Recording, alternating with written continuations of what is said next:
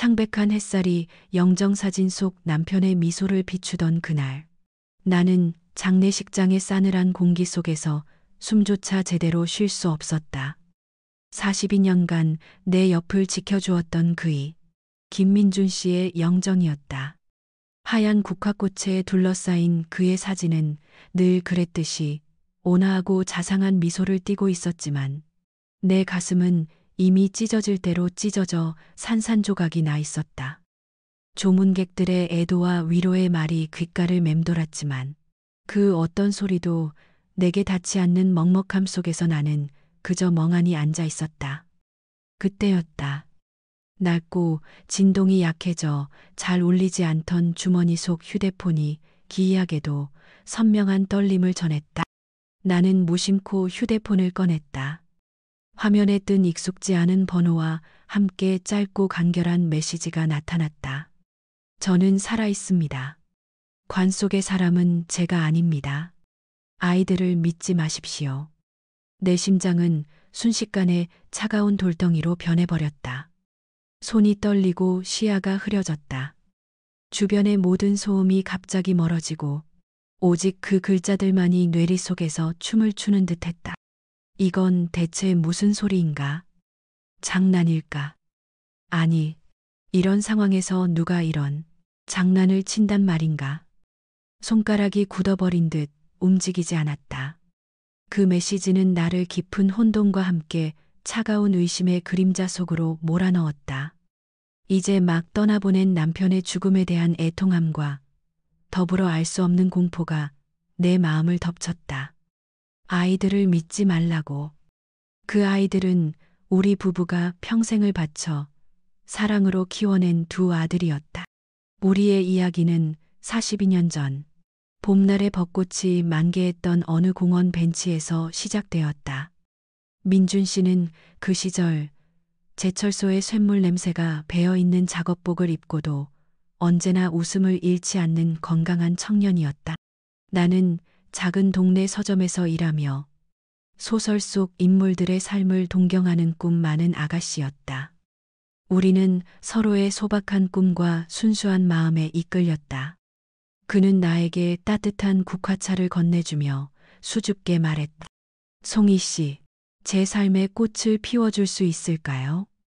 그의 말 한마디 한마디는 내 얼어붙은 마음에 따스한 봄볕처럼 스며들었다. 그렇게 우리는 사랑에 빠졌다. 거창한 프러포즈도 화려한 결혼식도 없었다.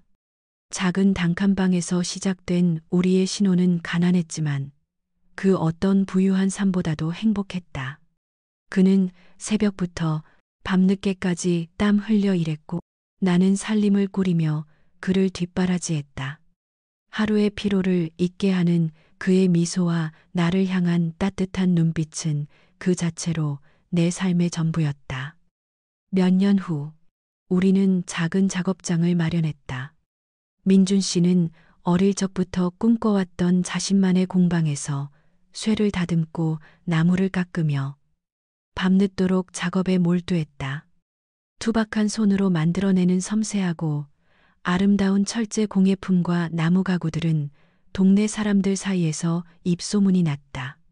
작업장 한편에 작게 마련된 전시 공간은 늘 그의 작품을 구경하러 오는 사람들로 북적였다.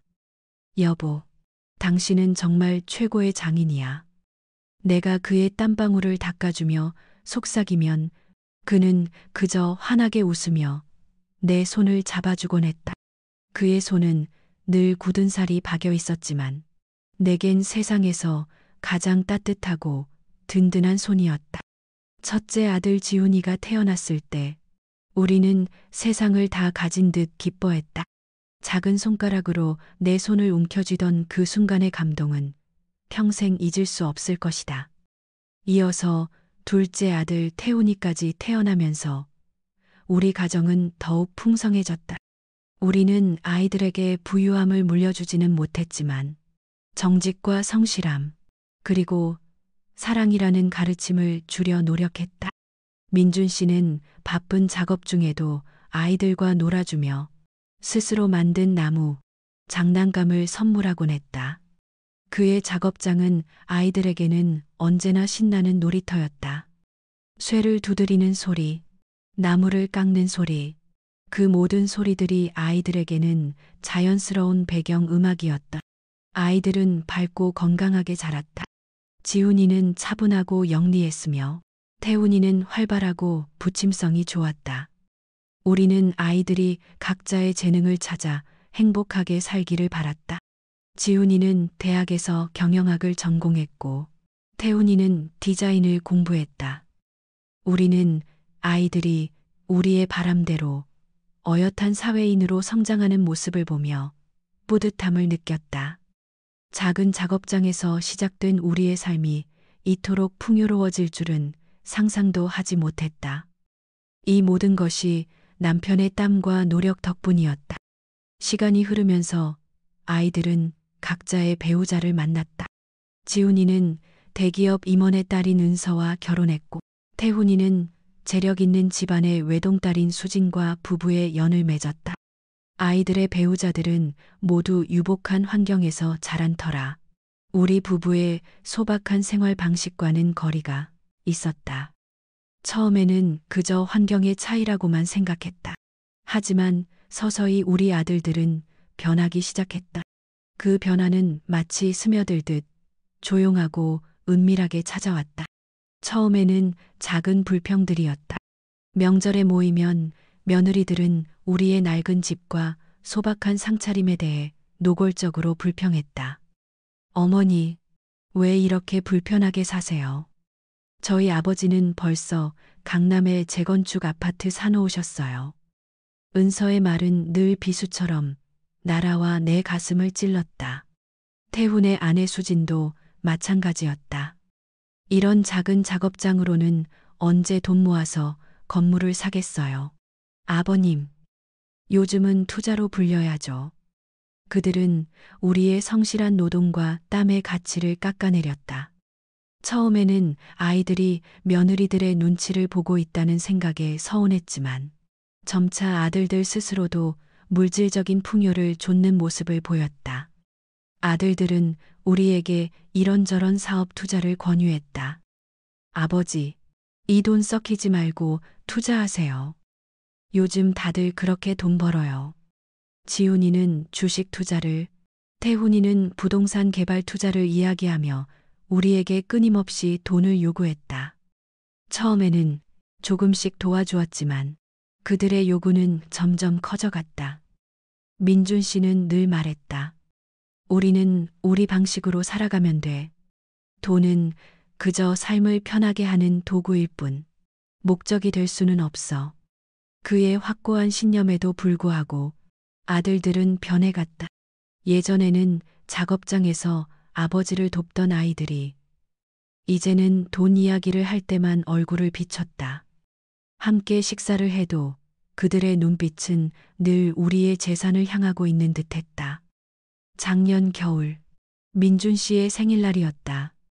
아들들과 며느리들이 오랜만에 한자리에 모였지만 그들의 대화는 온통 돈과 투자 이야기로 가득했다. 민준 씨는 그저 묵묵히 밥을 먹었다. 나는 씁쓸한 마음을 감출 수 없었다. 여보, 아이들이 왜 저렇게 변했을까? 우리가 뭘 잘못 가르쳤을까? 밤늦도록 잠 못 이루는 나를 보며 민준 씨는 내 손을 꼭 잡았다. 아니야. 당신 잘못도 내 잘못도 아니야. 그저 아이들이 잠시 길을 잃었을 뿐이야. 언젠가 다시 제자리를 찾을 거야. 그의 말은 언제나 나에게 위로가 되었지만 그날 밤 그의 눈빛에는 깊은 슬픔이 드리워져 있었다. 그 후로도 아들들의 요구는 계속되었다. 작업장을 팔아 투자 자금을 마련하라는 말까지 서슴지 않았다. 민준 씨는 단호하게 거절했지만 그럴수록 아들들과의 관계는 멀어졌다. 그들의 방문은 뜸해졌고 전화 통화도 형식적인 안부 인사로만 이어졌다. 나는 가끔 문득 이런 생각을 했다. 우리가 이토록 열심히 살았는데 이 모든 것이 우리 아들들을 변하게 한 것일까? 아니면 우리가 너무 순진해서 그들의 욕심을 알아보지 못했던 것일까? 그리고 지옥 같았던 그날이 찾아왔다. 몇 달 전, 민준 씨가 작업장에서 기계 오작동으로 인한 폭발 사고로 쓰러졌다는 연락을 받았다. 병원으로 달려갔을 때 그는 이미 의식을 잃은 채 중환자실에 누워 있었다. 기계에서 불꽃이 튀면서 기름통이 폭발했고 파편이 그를 덮쳤다고 했다. 병실에는 쇠 냄새와 기름 냄새가 희미하게 남아있는 듯했다. 그의 얼굴은 피투성이었고 온몸에는 붕대가 감겨 있었다. 여보, 눈 좀 떠봐요. 나 여기 있어요. 그의 이름만 애타게 불렀다. 아들들은 뒤늦게 병원으로 달려왔다. 그들의 얼굴에는 걱정스러운 기색이 역력했지만 내게 먼저 물었던 것은 남편의 상태가 아니라 보험 이야기였다. 어머니, 아버지는 보험 드신 거 있으시죠? 혹시 산재 처리도 가능한가요? 지훈이의 목소리는 조급했고 태훈이는 연신 휴대폰을 만지작거렸다. 나는 그들의 질문에 대답할 기력조차 없었다. 그저 민준 씨의 손을 잡고 묵묵히 기도할 뿐이었다. 민준 씨는 2달 넘게 혼수 상태에서 깨어나지 못했다. 나는 병실을 떠나지 않고 밤낮으로 그를 간병했다. 그의 손을 잡고 우리의 추억을 이야기해 주었고 그가 가장 좋아했던 노래를 불러주었다. 그러나 그의 눈은 감겨 있었고 미동도 하지 않았다. 그 시간 동안 아들들은 병원에 찾아와 민준 씨의 병원비와 향후 치료 계획보다는 그의 재산과 보험금에 대한 이야기만 꺼냈다. 그들은 간병인을 두는 것에 대해서도 비용을 아끼려 하는 듯했다. 어머니, 어차피 의사 선생님도 가망 없다고 하시는데 너무 돈 낭비하는 거 아니에요. 태훈이의 말은 내 가슴에 또 한 번 깊은 상처를 남겼다. 나는 그들의 앞에서 울음을 터뜨리고 싶었지만 민준 씨가 깨어나기를 바라는 마음으로 꾹 참아냈다. 결국 민준 씨는 그렇게 우리 곁을 떠났다. 그의 심장이 멈추는 순간 병실의 기계음은 길고 슬픈 소리를 냈다. 나는 그의 차가워진 손을 잡고 한없이 울었다. 나의 삶의 전부였던 그가 사라지는 순간이었다. 아들들은 장례 절차를 서둘렀다. 그들은 나의 의견을 묻지도 않고 가장 비싼 장례식을 치르려 했다. 아버지 마지막 가는 길인데 최고로 해드려야죠. 그들의 말에는 진심 어린 슬픔보다는 어떤 의무감이 느껴졌다. 나는 그들의 뜻에 따르는 것이 고인의 마지막 가는 길을 편안하게 해드리는 것이라고 생각했다. 하지만 장례식 내내 찜찜한 기분을 떨칠 수 없었다.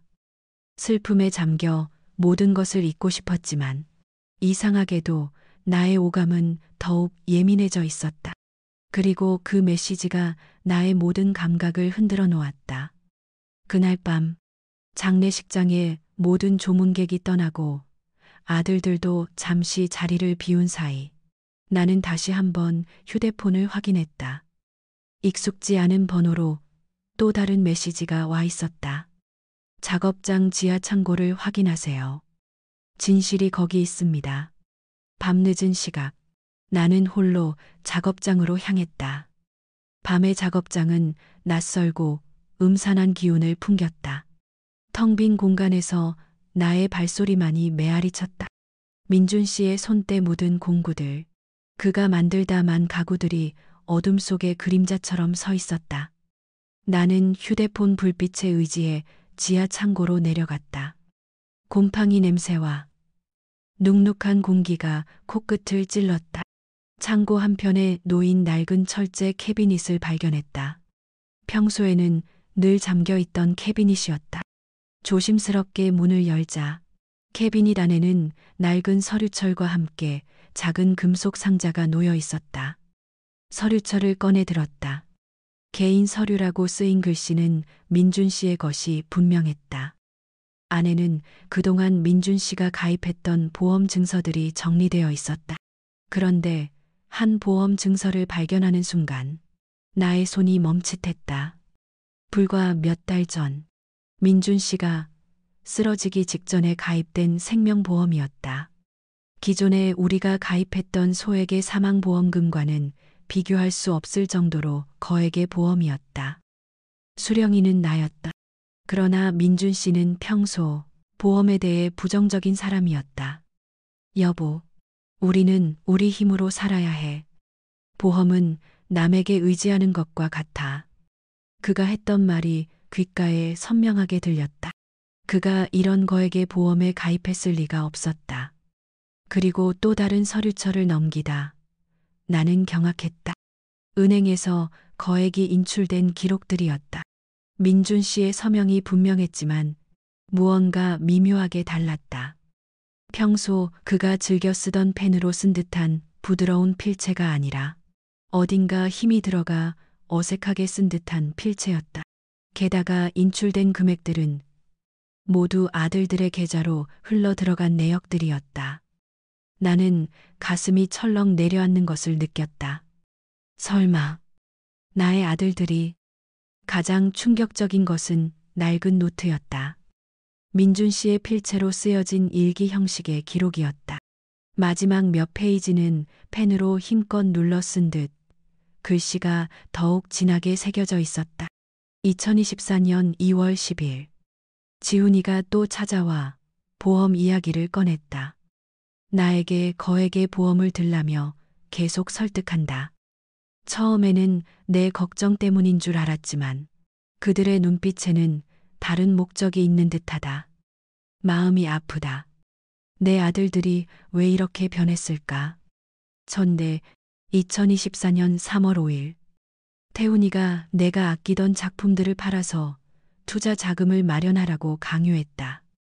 나의 평생이 담긴 작품들을 그저 돈으로만 보는 그들의 시선이 너무나도 차갑다. 내가 거절하자 그들은 화를 내며 돌아갔다. 불안하다. 그들의 욕심이 어디까지 갈지 두렵다. 담슬 2024년 3월 20일 밤늦게 작업장에 혼자 있을 때가 많다. 아들들이 나를 불편해하는 것 같아. 집에는 잘 들어가지 않고 여기서 잠을 잔다. 어쩐지 불길한 예감이 든다. 누군가 나를 지켜보고 있는 듯한 기분이다.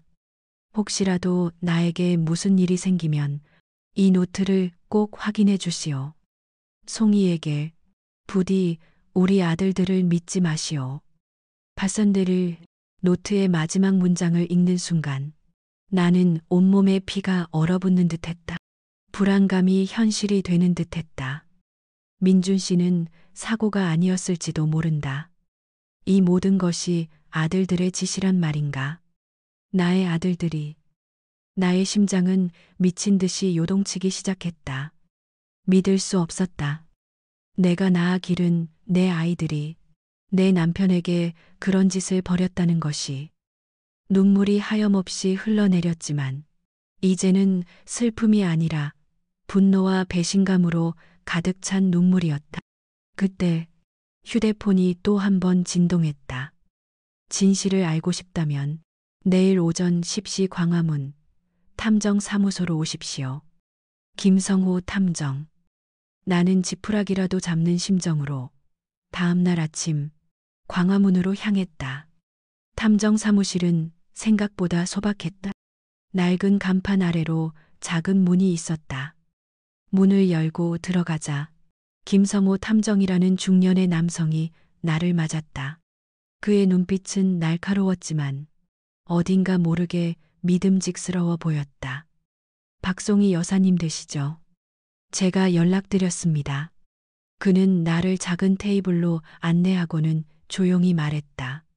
어르신, 제가 어르신 남편분께 몇 달 전부터 의뢰를 받았습니다. 아이들이 수상하다며 자신의 뒤를 밟아달라고 하셨습니다. 나는 그의 말에 또다시 충격을 받았다. 민준 씨는 이미 모든 것을 짐작하고 있었던 것이다. 탐정은 내 앞에 휴대용 녹음기를 놓았다. 그리고 재생 버튼을 눌렀다. 녹음기에서는 익숙한 아들들의 목소리가 흘러나왔다. 형, 아버지 재산 언제 다 빼낼 거야. 그 늙은이 고집이 보통이 아니라니까. 지훈이의 목소리였다. 조금만 더 기다려. 보험금도 곧 터질 거야. 작업장 폭발 사고로 위장해서 죽이면 어떨까? 태훈이의 목소리였다. 나의 귀를 의심했다. 이 무슨 끔찍한 소리인가?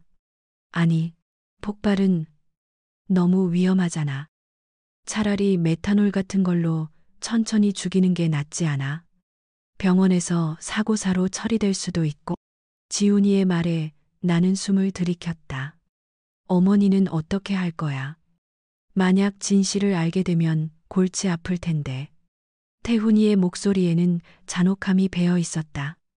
어머니는 뭐, 그저 우울증으로 자살한 것처럼 꾸미면 되지. 남편 잃고 정신이 나갔다고 하면 다들 믿을 거야. 그럼 보험금이랑 재산 전부 우리 것이 되는 거지. 한 2억 정도는 쉽게 손에 넣을 수 있을 거야. 지훈이의 목소리는 너무나도 태연하고 계산적이었다. 녹음기를 통해 흘러나오는 아들들의 대화를 듣는 내내 나의 심장은 찢어지는 듯 아팠다. 그들의 입에서 나오는 말들은 인간으로서 차마 할 수 없는 끔찍한 이야기들이었다. 나의 남편을 죽이고 나마저 죽이려 했다니. 나의 두 아들이 나를 노리고 있었다는 사실에 온몸의 세포 하나하나가 비명을 지르는 것 같았다. 탐정은 이어서 여러 장의 사진을 내 앞에 놓았다. 사진 속에는 지훈이가 한 화학약품 상점에서 메탄올이 담긴 용기를 구매하는 모습이 찍혀 있었다. 또 다른 사진에는 태훈이가 어떤 남자와 은밀히 만나 현금 다발을 건네는 모습이 담겨 있었다. 그리고 가장 충격적인 것은 그들의 채무 내역이었다. 수억 원에 달하는 도박빚과 사업, 실패로 인한 거액의 부채. 아들들은 엄청난 빚을 지고 있었고 그 빚을 갚기 위해 우리 부부를 이용하려 했던 것이다. 탐정은 서류들을 건네며 말했다. 이 모든 것이 어르신 남편분이 남긴 증거와 제가 수집한 증거입니다. 이 정도면 충분히 경찰에 제출할 수 있습니다. 나는 온몸을 떨며 자리에서 일어났다. 이 모든 진실을 받아들이기에는 너무나도 큰 고통이었다. 내가 평생을 바쳐 사랑으로 키워낸 아이들이 이토록 잔인한 괴물로 변했다는 사실이 나를 질식시켰다. 하지만 동시에 나는 용기를 내야 했다. 민준 씨가 남긴 마지막 경고를 믿고 그의 죽음의 진실을 밝혀야 했다. 나의 남편의 억울한 죽음을 밝히고 아들들의 죄를 단죄해야 했다. 그것이 민준 씨를 위한 마지막 사랑이자 내 자신을 위한 마지막 존엄이었다. 탐정과 함께 나는 곧바로 경찰서로 향했다. 한점고 강직해 보이는 경찰관이 우리를 맞았다. 우리는 그에게 모든 증거를 제시했다. 민준 씨의 노트, 위조된 서명으로 인출된 은행 기록, 거액의 생명보험 증서, 아들들의 대화가 담긴 녹음 파일, 메탄올 구매 사진, 그리고 그들의 어마어마한 빚 내역까지. 경찰관은 모든 증거를 꼼꼼히 검토했고 그의 얼굴은 점점 굳어갔다. 며칠 후 경찰은 민준 씨의 시신을 다시 한번 부검하기로 결정했다. 장례를 치른 지 얼마 되지 않아 관을 다시 여는 일은 나에게 또 다른 고통을 주었지만 진실을 밝히기 위해서는 어쩔 수 없는 일이었다. 부검 결과는 충격적이었다. 민준 씨의 시신에서 미량의 메탄올 성분이 검출되었다. 이것은 아들들의 녹음 파일과 정확히 일치하는 증거였다. 경찰은 즉시 지훈이와 태훈이를 체포했다. 아들들은 처음에는 자신들의 범행을 부인했지만 녹음 파일과 사진, 그리고 메탄올 검출 결과 앞에서 더 이상 버틸 수 없었다. 그들은 결국 모든 범행을 자백했다. 그들은 자신들의 엄청난 빚을 갚기 위해 아버지를 살해하고 나마저 살해하려 했던 것이다. 돈 때문에 가족을 살해하려 했다는 사실이 나를 너무나도 비참하게 만들었다. 그들의 얼굴에는 더 이상 내가 알던 순수했던 아이들의 모습은 없었다. 오직 탐욕과 절망만이 가득한 차가운 얼굴이었다. 법정에서 나는 증인으로 섰다. 차마 그들의 얼굴을 똑바로 볼 수 없었다. 그들은 변호사와 함께 끝까지 자신들의 죄를 축소하려 노력했지만 증거는 너무나도 명백했다.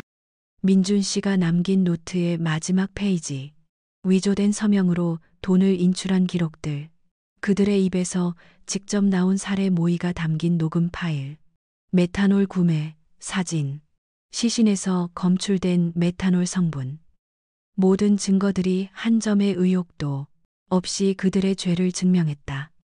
배심원단은 오랜 심의 끝에 지훈이와 태훈이에게 유죄를 선고했다. 아버지를 살해한 계획 살인죄와 어머니를 살해하려 한 살인 미수 공모죄. 그들은 최소 30년 이상의 종신형을 선고받았다. 법정에는 침묵만이 흘렀다. 나는 그저 멍하니 앉아 있었다. 이 모든 것이 꿈이었으면 좋겠다고 수없이 생각했지만 현실은 너무나도 냉혹했다. 나의 아이들은 이제 감옥에서 자신들의 죄를 속죄해야 했다. 나의 가슴은 찢어지는 듯 아팠지만 동시에 민준 씨의 억울함을 풀어주었다는 작은 안도감이 밀려왔다. 몇 년의 시간이 흘렀다.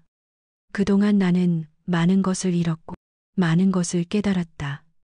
처음에는 이 모든 비극을 받아들이기가 너무나도 힘들었다. 잠 못 이루는 밤들을 보냈고 세상 모든 것이 낯설게 느껴졌다. 하지만 나는 민준 씨가 남긴 사랑과 내가 겪은 고통을 헛되이 하고 싶지 않았다. 나는 민준 씨의 작업장을 완전히 새롭게 바꾸었다. 쇳소리와 나무 깎는 소리가 가득했던 그곳은 이제 아름다운 꽃과 나무들이 가득한 정원으로 변모했다.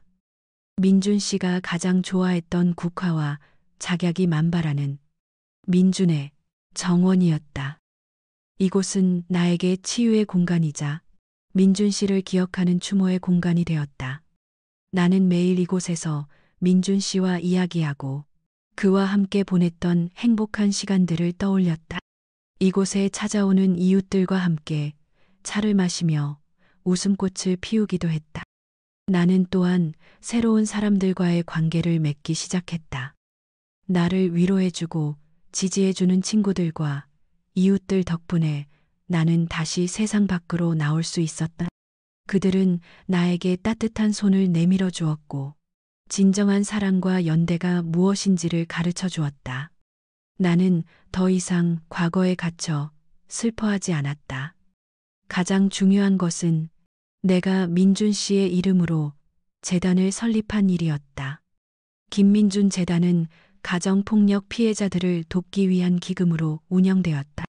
나와 같은 아픔을 겪는 이들이 다시 일어설 수 있도록 돕는 것이 나의 새로운 삶의 목적이 되었다.